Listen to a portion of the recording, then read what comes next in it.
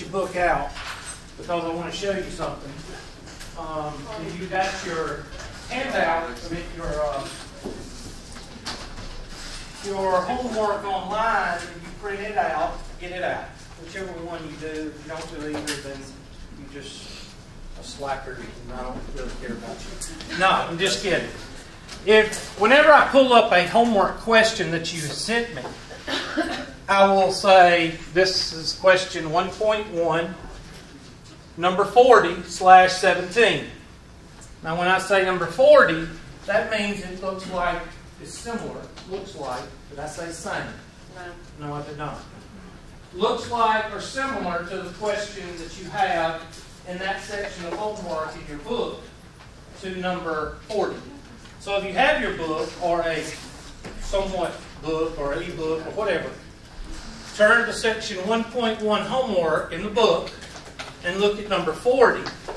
And this question that I'm going to pull up looks like or is similar to that number 40. So you can mark it in your book if you bring your book to class every day. If you don't bring your book to class every day, and you bring your online homework that you printed out, some people do that, then it's question number 17. I'm sorry. It's similar to or looks like question number 17 in your homework. So if you're one of these people that print out your homework assignment, look in it, and this looks like number 17. Okay? Or if you bring your computer to class and pull up your online homework, this one looks like number 17. So I will say this is 1.1, number 40/17.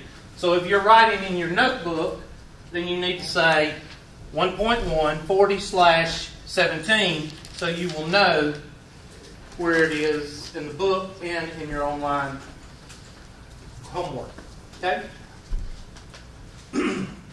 Now, one of my students the other day in my other class, and this is why I tell you to do this. I was going over homework questions. I went over like 5 questions in 155 yesterday. It took about 20 minutes in class.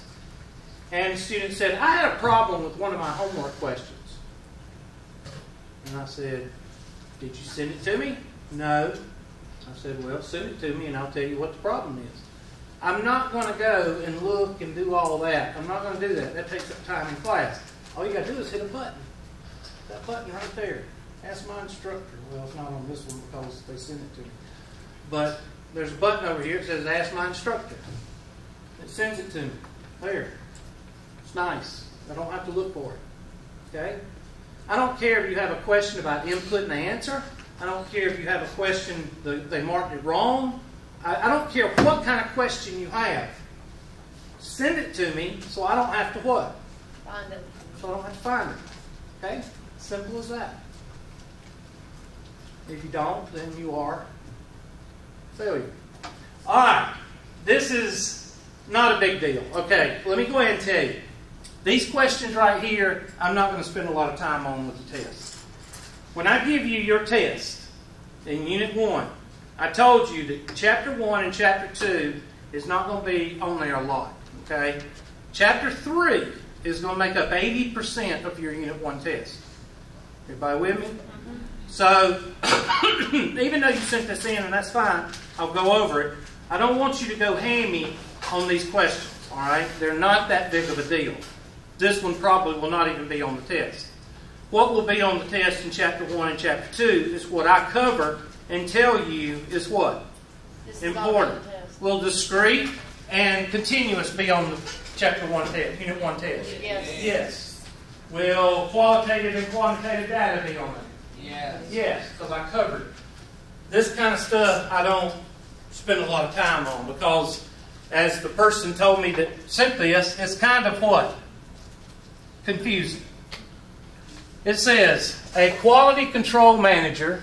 So this is a quality control. Some of you don't know what quality assurance is. If you work in an industry or a plant, there's going to be an office or a department that checks out the product that you make. Okay, if you make CDs, there's going to be a group of people in a department or a part of the plant, and all they do is find the packaged CDs that you make, and they're going to go through and pick 15 of them, go back to the computer and see if they work. And that's their job. That's called quality assurance. So a quality control manager randomly selects 30 bottles of motor OIL that were filled on April 15th to assess the calibration of the filling machine. Now some of you have no idea what that means because you've never set foot in a plant before. But in order for OIL to get into a container, there has to be what? A machine that does it. Now, the filling machine, basically, if you've seen, you ever watched Unwrapped? Anybody ever watched Unwrapped? Okay, you all suck. All right, it's on the Food Network, and they show you how they make candy and how they make. Okay, anyway, they're filling machines, and the bottles come down and they put a little nozzle in there, and it fills up the machine. So they want to check the calibration of the machine. Why? Make sure it's filling right. Why? Because if you overfill, then you lose product, and if you There you go. underfill, OIL is very what? Important. This is very expensive. Okay. Y'all not filled up your gas tank lately? Okay. OIL. Okay. Yeah. Okay. Well, have you ever put $5 of gas in your car? Yeah. All right. $5 of gas will get you what? A gallon, maybe? Half a gallon or a gallon? Get you and a 2 half? gallons now. It's 2 Oh yeah, that's right. Yeah, that's right. we do have a diesel. We're down to $2.50 a gallon now. All right, but did gas get up to $5 a gallon? Yes. Yes, it did. So that's when everybody was going hammy and going out to the BP station, out at the local BP station, and buying 30 gallons of gas because they thought the world was coming to an end. Y'all remember that about 2 years ago? 3 years ago? 2012. Yeah, I don't know when it was. But anyway. Mind calendar thing. Was that okay? Yeah, 2012, somewhere in there. Everybody was going crazy, and at midnight, I remember I was going on a beer run. But anyway, there was like a line of people at the BP at Davis and Elrod. Y'all know where Davis and Elrod is? 24 in Whitehall right there. That's Davis and Elrod. Like Happy Foods, people still tell the same story, even though it's not. Anyway. So, you know, OIL is very expensive. Now, if you're the owner or the general manager of this plant, you want to make sure that that filling machine is putting out exactly one what? Quart. Why? Because, like she said, if you're putting out a quart and a tenth of a quart, then every 10 bottles you're losing what? A quart of OIL, which is about $5 or $3. I don't know how much it costs to plant. But OIL is expensive. So you want to make sure that you're putting out 1 quart. If you're putting out less, then you're cheating who? The customer, and the customer's going to find out about it eventually and turn you in, and all that's going to happen. So what are you going to do? So what is the population? The population is all the OIL in the what? In the plant. So whichever one of those questions say all the OIL in the plant, then that's it. And it's on April 15th. So your answer would be all the bottles of OIL produced on April 15th. What would the sample be? The 15 bottles of OIL. Didn't they? 30 bottles, I'm sorry. 30 bottles of OIL. So what is the sample? The bottles of OIL produced in the plant on April, no, 30 bottles. There we go. It's either this one or this one. So let's see what the answers are. The 30 bottles of Love technology. The 30 bottles of OIL produced on April 15th, or the 30 bottles of OIL produced in April? The 15th. The 15th. If you wanted to find out for April, then you need to start doing the whole what? The whole Month. You need to pull 30 bottles every single day. Okay?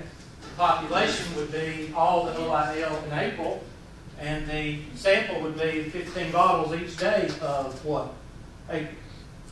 The sample is always going to be larger or smaller than the population? Smaller. Smaller.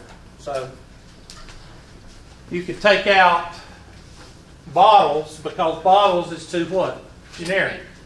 You know that's not right. And if bottles of OIL is too generic on that day, then it's that. So you can pretty much eliminate 2 of these by just,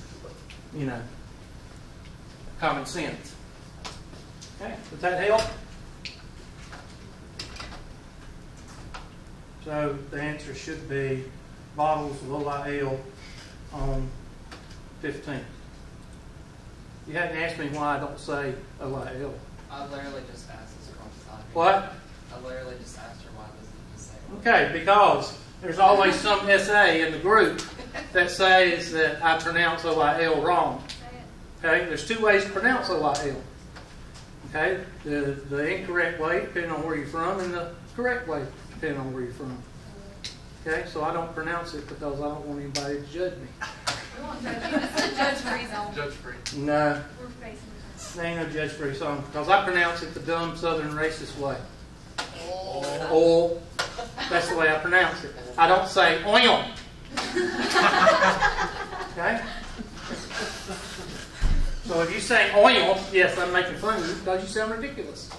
All right. 1.3, 7/3. So this is, now y'all are sitting to yourself, you're going, oh.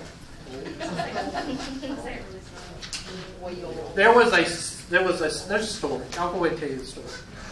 My first week of teaching, first or second week of teaching, there was a SA person in the class, and she was a person from Pennsylvania. And she talked like this, and she had a nasal thing going on. Now you see where this is going? Had about 5 or 6 bubbas and bubettes sitting on the front row. FFA, 4-H, you know, kick your ass or you say anything against them. Okay? And she made fun of the way everybody talked because the first day of class, when I passed out the little index card, she put, I'm from Pennsylvania and I speak normal, everybody else has an accent. I speak correctly and everybody else has an accent. Well, anyway, long story short, we got to the FOIL minute. And she said, Mr. McClure, I do not understand what you're saying. Because she went through and made fun of the way I would pronounce stuff because I'm not as polished and refined as I am now. And back then I would say FOIL the way that most Southerners would say it. And she went, oh, you mean oil. And that's the way she said oil. Oil. I mean, you can't even hardly understand it. She said it like oil. And the whole class erupted. She never came back. Her books laid in the back of the room for 2 or 3 days. She never came back.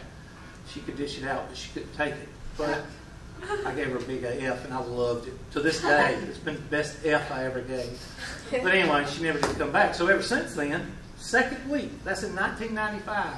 So ever since then, I say FOIL and I say OIL. Just kind of something to, you know, make you think. So be careful. Oh. Oil. So this is 1.3, 7/3. I would like a quart of oil, please. Where's the oil at? Where's the oil? Oil. Okay. Now this is a subset. This is when you make up a set. Now before I do this question, I want you to think of 3 couples having kids. Okay? Or one couple having 3 kids. And I want you to name the outcomes of those 3 kids. Well, boy, boy, boy. Boy, girl, girl. Boy, girl, boy. Girl, girl, boy. There's like 8 of them. Okay? And girl, girl, girl. That's called a subset. I mean, that's called a sample set. That's what you're doing here. But the way they ask this and the way they have it confuses you. All right? So what I want you to do is just forget this. I want you to pull this up.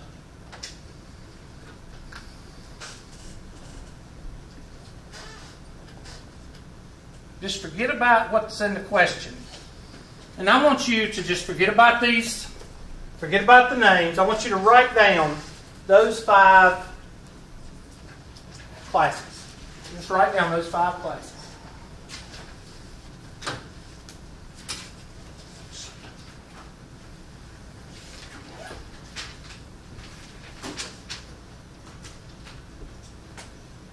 And I want you to tell me, how many did it say? 3 classes or 2? 3? Write down the sample set for a combination of those classes.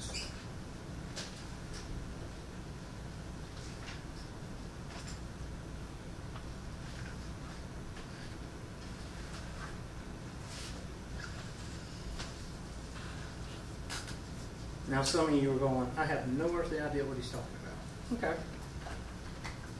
I very rarely write on these whiteboards. I hope this works. I don't know, I just picked it up. Here's your your one couple having 3 kids. Okay, the first one is boy, boy, boy. The second one is, I don't know, boy, girl, boy. The other one is boy, girl, girl. And boy, boy, boy, girl, girl, boy, boy, girl, boy, girl. Girl, girl, boy. Girl, girl, boy. And then the last one is girl, girl, girl. There should be 8. 1, 2, 3. There's another. All right. All right. I can't stand doing these things. All right. I'd rather do that. But that's what you need to do. You need to make a sample set. This whole thing, somebody figured out yet? I think it's boy, girl. No, boy, girl, girl. Boy, boy, girl. Huh? Boy, boy, girl. Okay, thank you. Boy, boy. There we go. Now you need to do the same thing with that. So you don't even have to write the EPR. Just write down what? The numbers. 608, 604, 613. 608, 613, 631. 608, 613, 646. 608, 604, 631. 608, 604, 646. And write all possible combinations. But what's the one thing that you're not going to do? You're not going to repeat. You're not going to repeat. So if you're not going to repeat, what can you pretty much do with these? Hold on. Where's my banner? I got a banner in here. I already got a banner picked out. No, you're on the wrong side. Exactly. There's a banner. She's in the middle of the room. All right. Notice the first one. What does the first one say? 608, 608. 608. So mark it out. So technically, you don't have to think too much on this. You just have to knock out what? The ones that repeat. So knock out that one, knock out that one, and so on. And the rest is pretty much your sample space. Now, how many are there? 10. So There's 11. there should be 10. No, there's 10. I'm sorry, I can't read. Can I teach this class? Can I be in charge for a while? No. Okay. So there's 10. And if there's 10, then what's the chances of you getting one of the sets? Be 1 out of what? 10. Now the reason there's 10 instead of 8 is because you got one more than we have. How many were there? 4 or 5? 5. Okay, there's 5. Okay, that's why. Is this a test question? Yes, it could be. This could be a test question. Before the other one, no. But this one could be. On a scale from 1 to 10, 10 being it will be on the test, it's about a 4. Okay? It could show up, but I'd much rather pull up a... What is the height of a tree? I want interaction. I need y'all to answer that. Continuous or discrete? It's continuous. Y'all suck. Who said discrete? I didn't say discrete. You did, Jonathan. You're going to fail the class. I didn't. All right, now, just leave. All right. Now, let's move on. That's all the questions y'all have sent for today. So y'all need to send more if you want to answer. We started in chapter 2. I think we started the other day and we did frequency distribution, which is a 25-cent word per column chart. We said that bar graphs and histograms were the same.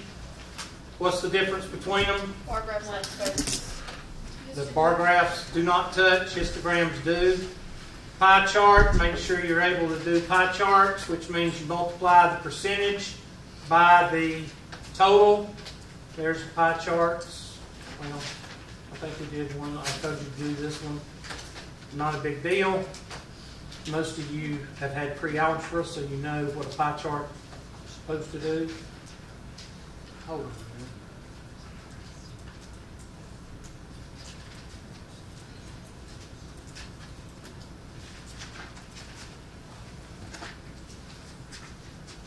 minute. .2, organizing. Did we get this far?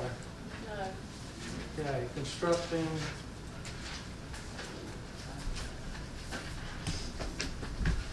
All right, I'm not going to. You do need to know how to read a histogram.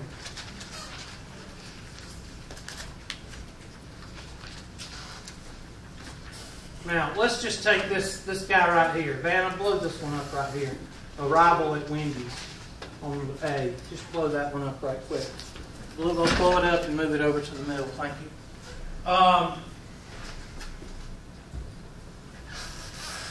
Go ahead and just draw that graph in your notes, because I put this on the test for give me points, and y'all screw it up, so we're going to go over it.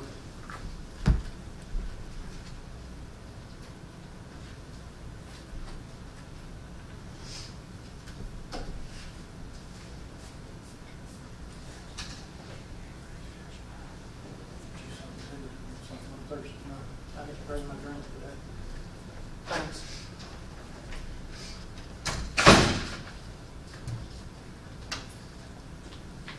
Now, when you look at a bar graph, you got to look and see where it hits.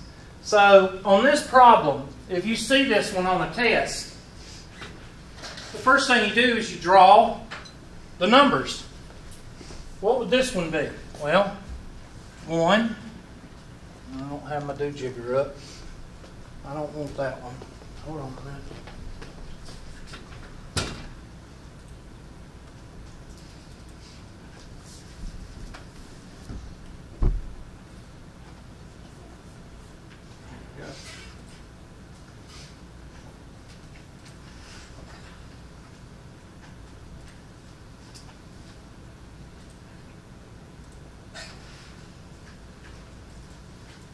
So the first thing you do, if this was a test question, you'd go, okay, that's 1. What's this one? 6, because it's over here, 6. What's this one? 1. What's this one? 4. 6 again. What's this one? That's above 6. That's 7. Okay, I'm sorry. Good gosh. Don't hit me. All right? 11. And this one is 5. And 2 and 2? 0. 0 and 1. Okay, this thing's not working for some reason. There we go. Got a deformed 2 there. All right, now, the next question that will be asked on a test or homework is, what is N? N is always the total amount. So what are we going to do with all those numbers? Add them up. And that's what students, they just have a brain bubble and they just leave this blank. I don't know why. So 1, 7, 9, 13, 20, 31, 36, 38, 40. How many? I got 41, but y'all check me. It's actually 40. Did I mess up? All right, let me go through it again. 1, 7, 8. I might have forgot that one. 1, 8, 12. I did. 19, 35, 39, 40. Thank you, Jonathan. You're not going to fail right now. All right, 40. And that's how you read a bar graph or a, what's it called? Histogram. Thank you. The difference is there's space between this one and this one. That's the difference. But make sure you can read that, okay? Because that is a test question.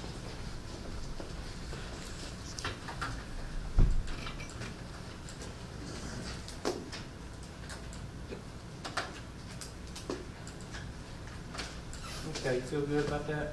No. Okay, well, study it.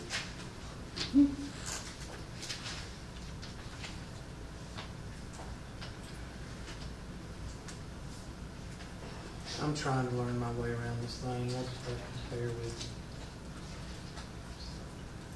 I gotta hit so many buttons and I'm not used to it. Okay.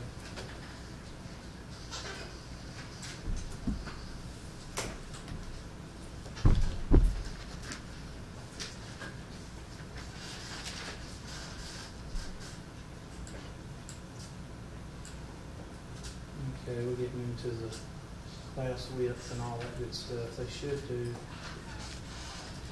They're not doing a list. Nope, they're not.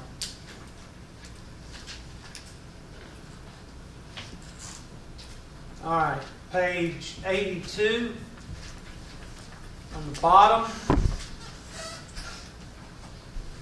Pull it up and bring it to the middle of your pen, Dana, please. The purple box or the gray box. It's not really purple or gray. I don't know what color it is. It's not blue. Just some bluish color. Okay?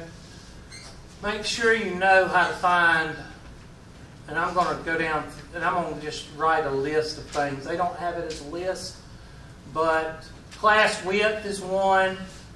And lower class limit and upper class limit, that's another. And we're also going to talk about class boundaries. So there's about 4 different things, and I'll write them down in just a minute. But there's one of them, okay, or 2 of them. Like I said, I'm used to teaching to a different book, so I'm going to include everything.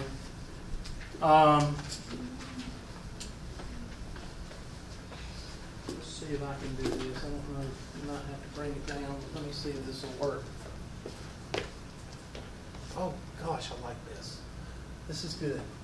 If I give you no, I can't do that. Let me just do this. Oh, that worked. Let's do 10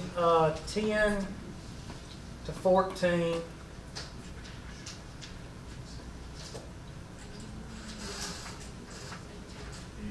and 15 to 19, 20 to 25, 26 to 30, and 31 to 35. 2, 4, 6, 4, 1. All right, there's your frequency distribution. All right. First thing, the ages, we'll call them ages, okay? These ages, are they to the whole number, the 10th, or the 100th? Whole number. Remember, if something is to a whole number, the class boundary is going to be to the 10th. Let's write that down. Remember, with class boundary, that's what CB is. Class boundary. I don't know if they talk about class boundary, but we're going to talk about it. Class boundary, if you start off with whole numbers, you're going to go to the 10th. If you start off with tenths, you're going to go to the what? 100. If you start off with hundredths, you're going to go to the 1000th. Okay, that's a general rule. Now, what is the class boundary? Well, it's between the two things. It's between the two numbers right here. So, what comes before 10? 9, but you got to take it to a decimal. So 9.5. So your class boundary, and I'll do them in red.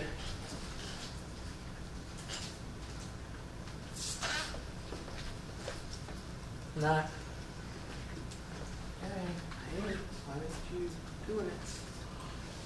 I must have to hit it with this thing. Yep. Bring it down, Vanna, please. I mean, just hit minus on the zoom until it gets all the way down. Keep going. There we go. So, 9.5, and then what? 14.5, and then 14.5 to what? 19.5, and so on. That's your class boundaries.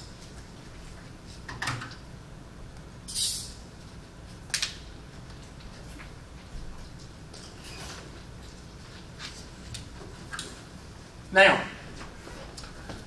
another way to do that is to find your class width. The class width is always the first thing you want to find.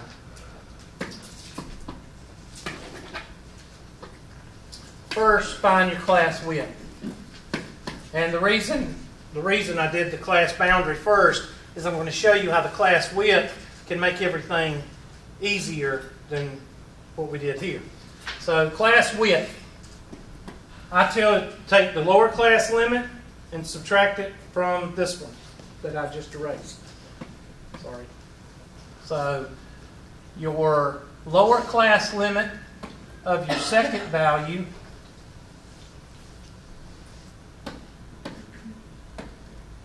minus the lower class limit of the first value.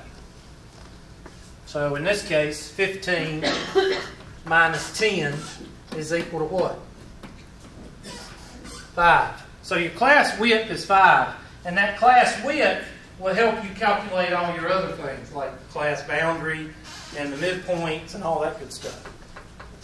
Because look, what is the difference between 9.5 and 14.5? So now I add 5 to everything. 19.5, 24.5, and so on. 24 point, or I think I got them mixed up. What's not to be 24 plus 5? I must have them mixed up somewhere. This should be 24, sorry. 24, 25, 29, 30, and 34. There we go. All right, sorry about that. 14.5 plus 5 is 19.5. 24.5 plus 5 is what? 29.5, and so on. 29.5 and so on. So you just add 5 to everything. All right? Midpoint. Midpoint is very important for later. Okay? Midpoint, and most of you from algebra remember the midpoint formula. You take this number plus this number and divide by what? 2. So lower class limit plus upper class limit divided by 2. In this case, 10 plus 14 divided by 2 is 12.